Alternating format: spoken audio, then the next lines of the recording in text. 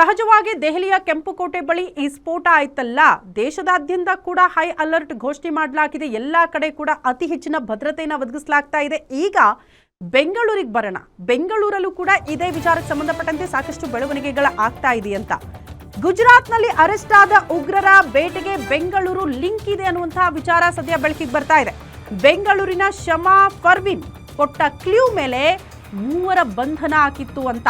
ಉಗ್ರರ ಕೃತ್ಯದಲ್ಲಿ ಅರೆಸ್ಟ್ ಆಗಿರುವ ಬೆಂಗಳೂರಿನ ಶಮಾ ಫರ್ವಿನ್ ಅವರು ಕೊಟ್ಟಿರುವಂತಹ ಮಾಹಿತಿ, ಆತ ಕೊಟ್ಟಿರುವಂತಹ ಮಾಹಿತಿ ಮೇರೆಗೆ ಅಲ್ಲಿ ಮೂವರ ಬಂಧನ ಆಯಿತು ಅಂತ. ಜುಲೈ 30ರಂದು ಗುಜರಾತ್ನ ATS ಪಡೆಯಿಂದ ಅರೆಸ್ಟ್ ಆಗಿದ್ದ ಹೆಬ್ಬಾಳದ ಶಮಾ ಫರ್ವಿನ್ ಕೊಟ್ಟ ಕ್ಲೂ ಮೇಲೆ ಮೂವರು ಉಗ್ರರ ಬಂಧನ ಕೂಡ ಆಗಿತ್ತು. ಕೆಮಿಕಲ್ ಬಾಂಬ್ ತಯಾರಿಕೆಯ ಹಾದಿಯಲ್ಲಿ ಇದ್ದಂತಹ ಉಗ್ರರನ್ನ ಅರೆಸ್ಟ್ ಮಾಡಲಾಗಿತ್ತು. ಗುಜರಾತ್ನಲ್ಲಿ ಅರೆಸ್ಟ್ ಆದ ಉಗ್ರರ ಬೇಟೆಗೆ ಬೆಂಗಳೂರು ಲಿಂಕ್ ಇದೆ ಅನ್ನುವಂತಹ ವಿಚಾರ ಸದ್ಯ ಬೆಳಕಿಗೆ ಬರ್ತಾ ಇದೆ. ಕಾರಣ ಇಷ್ಟೇ, ಇಲ್ಲಿ ಬಂಧನ ಆಗಿದ್ದಂತಹ ಶಮಾ ಫರ್ವಿನ್ ಆತನನ್ನ ವಿಚಾರಣೆಗೆ ಒಳಪಡಿಸಿದಾಗ ಆತ ಕೊಟ್ಟಿರುವಂತಹ ಮಾಹಿತಿ ಪ್ರಕಾರ ಮೂವರ ಉಗ್ರರ ಬಂಧನ ಕೂಡ ಆಗಿತ್ತು ಅಂತ.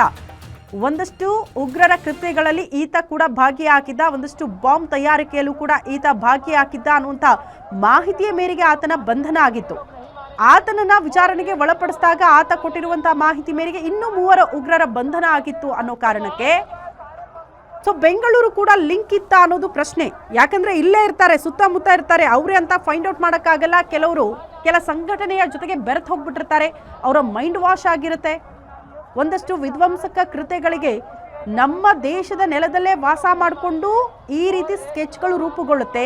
ಇವರಿಂದಲೇ ಸಹಾಯ ಪಡೆದುಕೊಂಡು ಉಗ್ರ ಸಂಘಟನೆಯವರು ಈ ರೀತಿ ಸ್ಫೋಟಕಗಳನ್ನ ಸಂಭವಿಸೋದಕ್ಕೆ ಅಂಥವರನ್ನ ಬಳಸಿಕೊಳ್ತಾರೆ ಅಂತ. ಒಂದ್ ಕಡೆ ಸ್ಫೋಟಕಗಳನ್ನ ತಯಾರು ಮಾಡೋದಕ್ಕೂ ಕೂಡ ಈ ನೆಲದಲ್ಲಿ ಇದ್ದವರ ಕೆಲವರ ಮೈಂಡ್ ವಾಶ್ ಮಾಡಿ ಉಗ್ರ ಸಂಘಟನೆಯವರು ಅವರನ್ನ ಬಳಕೆ ಮಾಡ್ಕೊಳ್ತಾರೆ. ನಂತರ ಅದನ್ನ ಎಕ್ಸಿಕ್ಯೂಟ್ ಮಾಡೋದಕ್ಕೂ ಕೂಡ ಇದೇ ನೆಲದಲ್ಲಿ ವಾಸ ಮಾಡ್ತಾ ಇರೋರ ಕೆಲವರನ್ನ ಮೈಂಡ್ ವಾಶ್ ಮಾಡೋ ಮೂಲಕ ಅವರಿಂದಲೇ ಸ್ಫೋಟ ಆಗೋ ರೀತಿಯಲ್ಲಿ ಮಾಡ್ಬಿಡ್ತಾರೆ. ಹಂಗಾಗಿ ಸಹಜವಾಗಿ ಆತಂಕ, ದೇಶದ ಒಳಗಡೆ ಇದ್ದು ದೇಶಕ್ಕೆ ಮಾರಕ ಆಗಿರೋರು ಕೆಲವರಿದ್ದಾರೆ. ಹಂಗಾಗಿ ಯಾರ್ದಾದ್ರೂ ಕೈವಾಡ ಇದೆಯಾ ಅನ್ನುವಂಥ ಆಯಾಮದಲ್ಲೂ ಕೂಡ ತನಿಖೆ ಆಗ್ತಾ ಇದೆ. ಖಂಡಿತ ಇರುತ್ತೆ. ಕೆಲವರು ಕೆಲ ಉಗ್ರ ಸಂಘಟನೆಯ ಜೊತೆಗೆ ಶಾಮೀಲಾಗಿರ್ತಾರೆ, ಸಂಪರ್ಕದಲ್ಲಿರ್ತಾರೆ. ಒಂದಷ್ಟು ಮಾಹಿತಿಯನ್ನ ಈ ನೆಲದಲ್ಲೇ ವಾಸ ಮಾಡ್ತಾ ಇರೋದ್ರಿಂದಲೇ ಪಡೆದುಕೊಂಡಿರುತ್ತೆ ಉಗ್ರ ಸಂಘಟನೆಯ ಕಡೆಯಿಂದ. ಹಂಗಾಗಿ ಆ ರೀತಿ ಆಯಾಮದಲ್ಲೂ ಕೂಡ ಪೊಲೀಸರ ತನಿಖೆ ಹೋಗ್ತಾ ಇದ್ದಂಥ ಸಂದರ್ಭದಲ್ಲಿ ಒಂದಷ್ಟು ಬೆಂಗಳೂರು ಲಿಂಕ್ ಕೂಡ ಇಲ್ಲಿ ಸಿಗ್ತಾ ಹೋಗುತ್ತೆ. ಪ್ರಮುಖವಾಗಿ ಶಮಾ ಫರ್ವಿನ್ ಬೆಂಗಳೂರಿನಾತ, ಆತನ ಬಂಧನ ಕೂಡ ಆಗಿತ್ತು. ಕಾರಣ ಉಗ್ರ ಸಂಘಟನೆಯವರ ಜೊತೆ ಆತ ಗುರುತಿಸಿಕೊಂಡಿದ್ದ, ಉಗ್ರರ ಕೃತ್ಯಗಳಲ್ಲಿ ಆತ ಭಾಗಿಯಾಗಿದ್ದ ಅನ್ನೋ ಕಾರಣಕ್ಕೆ ಆತನ ಬಂಧನ ಆಗಿತ್ತು. ಜುಲೈ 30ರಂದು ಬೆಂಗಳೂರಿನ ಹೆಬ್ಬಾಳದಲ್ಲಿ ಫರ್ವಿನ್ ಅನ್ನ ಅರೆಸ್ಟ್ ಮಾಡ್ತಾರೆ ಪೊಲೀಸರು. ಆತನನ್ನ ನಿರಂತರವಾಗಿ ವಿಚಾರಣೆಗೆ ಒಳಪಡಿಸಿದಂತ ಹೊತ್ತಲ್ಲೇ ಮೂವರು ಉಗ್ರರ ಬಗ್ಗೆ ಆತ ಮಾಹಿತಿ ಕೊಟ್ಟಿದ್ದ ಅಂತ. ಕಾರ್ ಸ್ಫೋಟದ ಬಗ್ಗೆ ಮತ್ತೊಂದು ಸ್ಫೋಟಕ ಮಾಹಿತಿ ಲಭ್ಯ ಆಗ್ತಾ ಇದೆ ಗ್ಯಾರಂಟಿ ನ್ಯೂಸ್ಗೆ. ಮಧ್ಯಾಹ್ನವೇ ದೆಹಲಿಗೆ ಎಂಟ್ರಿ ಕೊಟ್ಟಿದ್ದ white i20 car HR26 CE7674 number ಪ್ಲೇಟ್ನ ಕಾರ್ ಇದು. ಮಧ್ಯಾಹ್ನ 3:19 ಕೆಂಪುಕೋಟೆ ಬಳಿ ಬಂದು ಪಾರ್ಕಿಂಗ್ಗೆ ಕಾರು ಎಂಟ್ರಿ ಕೊಟ್ಟಿತ್ತಂತೆ. ಅಲ್ಲಿಂದ ಸಂಜೆ 6:23 ಅಲ್ಲಿಂದ ಕಾರು ಎಕ್ಸಿಟ್ ಆಗಿತ್ತು, ಹೊರಟಿತ್ತು ಅನ್ನುವಂಥ ವಿಚಾರ. ಪಾರ್ಕಿಂಗ್ನಿಂದ ಹೊರಡುವಾಗ ಕಾರ್ ಡ್ರೈವರ್ ಮುಖದ ಚಹರೆ ಕೂಡ ಸೆರೆಯಾಗಿದೆ ಸಿಸಿ ಕ್ಯಾಮೆರಾದಲ್ಲಿ. ಪಾರ್ಕಿಂಗ್ನಿಂದ ಹೊರಟು ಮೆಟ್ರೋ ನಿಲ್ದಾಣದ ಬಳಿ ಸಂಜೆ 6:52 ಸ್ಫೋಟ ಆಗಿ ಹೋಗುತ್ತೆ. ಪಾರ್ಕಿಂಗ್ನಿಂದ ಹೊರಟು ಜಸ್ಟ್ 29 ನಿಮಿಷದಲ್ಲೇ ಕಾರು ಸ್ಫೋಟ ಆಗಿದೆ. ಕಾರು ಸ್ಫೋಟದ ಬಗ್ಗೆ ಮತ್ತೊಂದು ಸ್ಫೋಟಕ ಮಾಹಿತಿ ನಿಮ್ಮ ಗ್ಯಾರಂಟಿ ನ್ಯೂಸ್ನಲ್ಲಿ.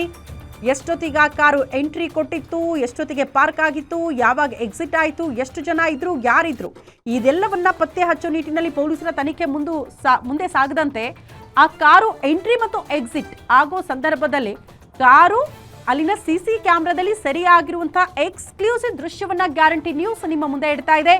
ವೈಟ್ ಕಲರ್ i20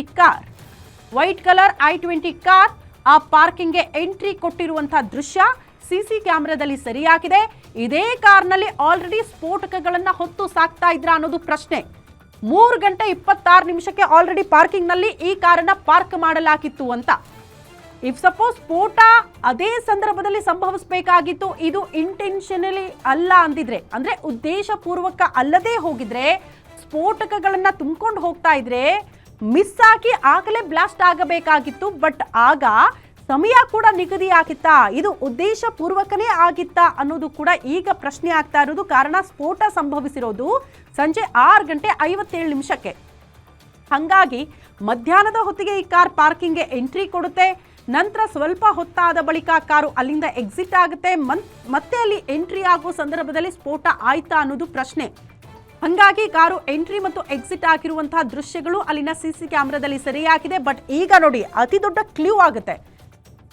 ಇದರ ಉದ್ದೇಶ, ಇದರಲ್ಲಿ ಇದ್ದವರು ಯಾರು, ಇದರಲ್ಲಿ ಒಳಗಡೆ ಇದ್ರಲ್ಲ ಅವರಿಗೂ ಈಗ ಬಂಧಿತರಾಗಿರುವಂತಹ ಉಗ್ರರಿಗೂ ಏನಾದರೂ ಲಿಂಕ್ ಇದೆಯಾ, ಆ ಆಯಾಮದಲ್ಲಿ ಪೊಲೀಸರ ತನಿಖೆ ಸಾಗೋದಕ್ಕೆ ಇದು ಬಹಳ ಹೆಲ್ಪ್ಫುಲ್ ಆಗುತ್ತೆ ಅಂತ.